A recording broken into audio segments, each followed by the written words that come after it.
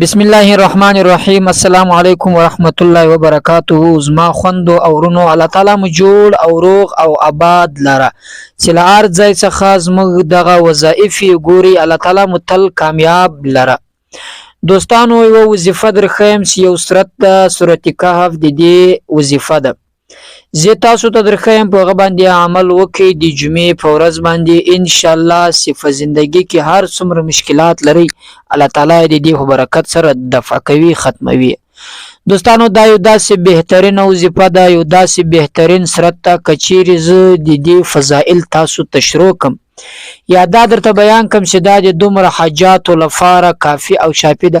یقینا دا زموږ تر وس بهار د نیسو کولای، ځکه چې دې ته نبی کریم صلی الله علیه وسلم په احادیثو کې دومره زیات فضایل ورکړي دي، دومره زیات فضیلت لري چې یقینا د انسان تر عقل هغه بهار د دا ټول د کوي او یادوي.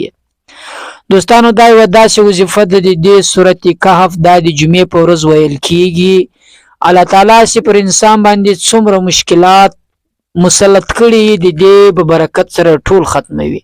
مثلا په زندگی کې یو سړی د رزق له کمی سره مخ ده، یا یو سړی له دې سره مخ ده چې اولاد یې نه کیږي، یا یو سړی له بیماریو نه جوړیو سره مخ ده، یا یو سړی ټول عمر په زندگی کې له توانو سره مخ، یو کار سميږي بل خرابيږي، یو کار سميږي بل خرابيږي، بل سميږي بل خرابيږي. دا هم ګور ډیر سخت مشکلات دي. یا دغه نور مشکلات چې په ژوندۍ کې و انسان ترازی، هغه مشکلات چې کوم انسان ترازی هغه لغه انسان څخه متمالمیږي چې زلدي مشکل سره مخ یم. دغه مشکل لپاره دغه سورت تلاوت کې د دې وظیفه دی وکي فغه دی عمل وکي کم چې زور خیم. ان شاء الله الله تعالی مهربان ذات چې دې سورت کهف په برکت سره د ټول مشکلات د پاسي. تر دې مخکې دوستانو، زه د دې سورت کهف هغه چې څومره پاورفل وظیفه ده، چې څومره طاقت او قدرت پکې کې د څومره فضایل لري، زه تاسو ته بیانوم چې تاسو پر دې باندې ښه عقیده راشي. ګوري دوستانو، چې یو انسان پر یو سورت باندې عقیده لري، پر یو آیات باندې عقیده لري، پر وظیفه باندې، او د فدی خاطر کوي چې زه له یو مشکل سره مخ یم، د رزق له تنګي سره مخ یم، یا له بل حاجت سره مخ یم، کله چې دا وظیفه په دې نیت کوي چې دې وظیفه له خلاصېدو وروسته الله تعالی ماله مشکل څخه خلاصوي، نو الله تعالی ضرور خلاصوي چې انسان پر دې عقیده سمي. کچيري د انسان پر دې باندې عقیده نه سما او عقیده مضبوطه نه وي چې دا صورت وایم تراسه کاله ګور خلاص کوم نه کوي خلاص، بیا دا وظیفه تاثیر په هغه لیول نشي کولای کوم لیول چې د انسان عقیده پر دې باندې مضبوطه وي. تر ټولو مخکې به دوستانو پر دې باندې تاسو عقیده لري، او زه تاسو ته د دې په ظاهر بیانوم تاسو بخپله پر دې باندې عقیده مضبوطه شي. دا څومره زورور صورت ده. نبی علیه الصلاۃ والسلام فرمایي چې کم سړی سره ولاړ شي له سهار نیولې د جمعې په ورځ بیا د ماخان تر مریدو مخکې په دې دوران کې دا صورت وایي، الله تعالی به په زندگی کې لوي جمعې تر بلې جمعې لغتور تاریکو وساتي. مثلا په دې جمعه کې تا تلاوت وکړې تر روان جمعې پورې، الله تعالی د زندگی کې په دغه ورځ تا ته په دې هفته کې جمعه کې تا ته څومره مشکلات راځي الله تعالی دې ساتي. مثلا ته بل نور سره مخ لرونای سره درونای واز دا مطلب نه د چې بلب به رونا به درونای مطلب اصل کې دا ده چې ته به له دیندار سره مخ له بيدینه څخه الله تعالی تا وساتي، په زندگی کې مشکلات لغت خو وساتي، په رزق کې به برکت راشي، په دنیا کې به برکت راشي، په اولاد کې به برکت راشي، په کور کې به اتفاق راشي، په کور کې به بدبختی ختم شي، په کور کې به مینا او محبت راشي، بیا خاص کر د خځې او د خاوند تر مابین به مینا او محبت راشي. چې کله په دې جمعه کې د سورت کهف تلاوت وکي، او نبی علیه الصلاۃ والسلام فرمایي چې داغه سورت کهف چې سړی په جمعه کې تلاوتوي لغې جمعې څخه نیولې تر بلې جمعې پورې، الله تعالی د دې صورت په برکت سره له ټولو افاتو څخه ساتي، له ټولو توانو څخه ساتي. کاغه د جنسي توانونه د پیرانو له طرفه سړي ته تاوان رسیږي، یا د انسانانو له طرفه سړي ته تاوان رسیږي، ځکه چې موږ تاسو داسې د حسد دنیا کې زندگی کوو چې الله تعالی می کاروبار را برابر کې د بل سړي نه را باندې لوريږي چې د کارول برابر دی ما د خراب ته، نو بیا د کوشش کوي چې ما کارم را خراب کړي، هغه په اړه طریقې را خرابوي.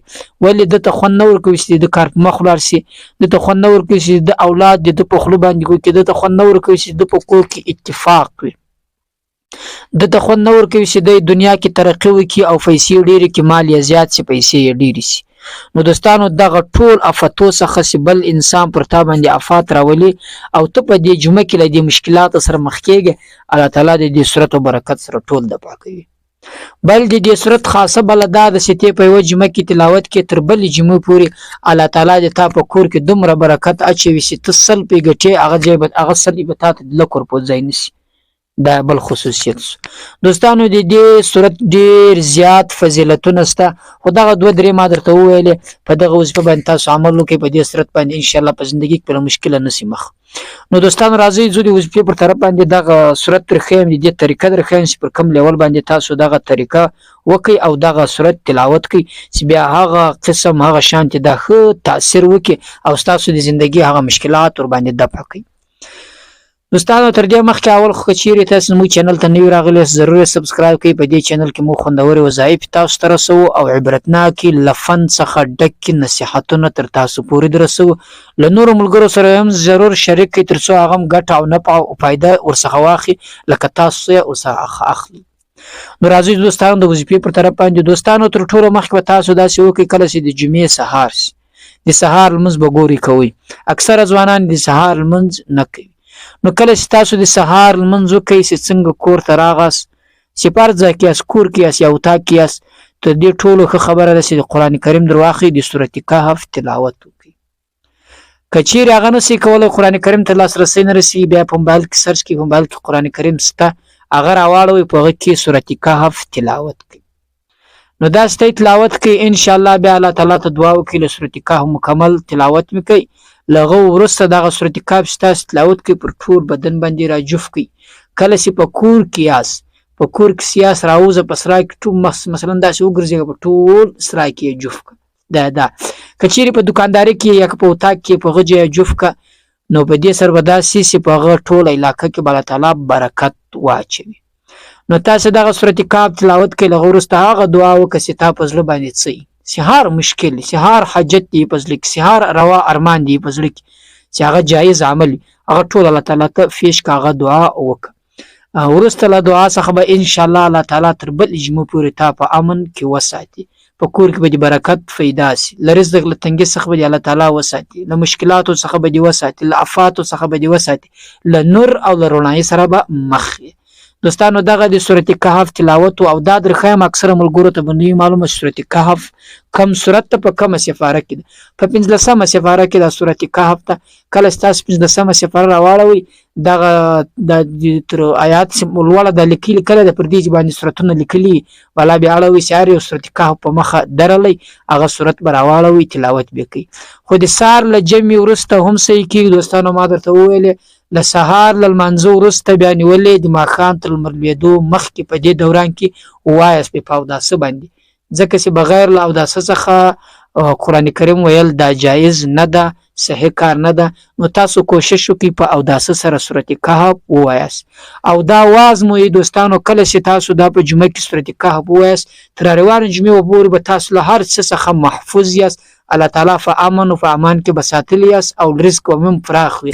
نو بیا تاسو عمل وکړئ په ژوندۍ کې د ځان یو معمول جوړ کړئ لکه څنګه چې یو سړی ډیر دیندار دی سهار جمع په ټول عمر نه قضا کوي خو نه ورکوي قضا کوي تاسو هم پر ځان باندې داسې لازم وګرځوئ چې هر جمعه د سورت کهف تلاوت کوئ.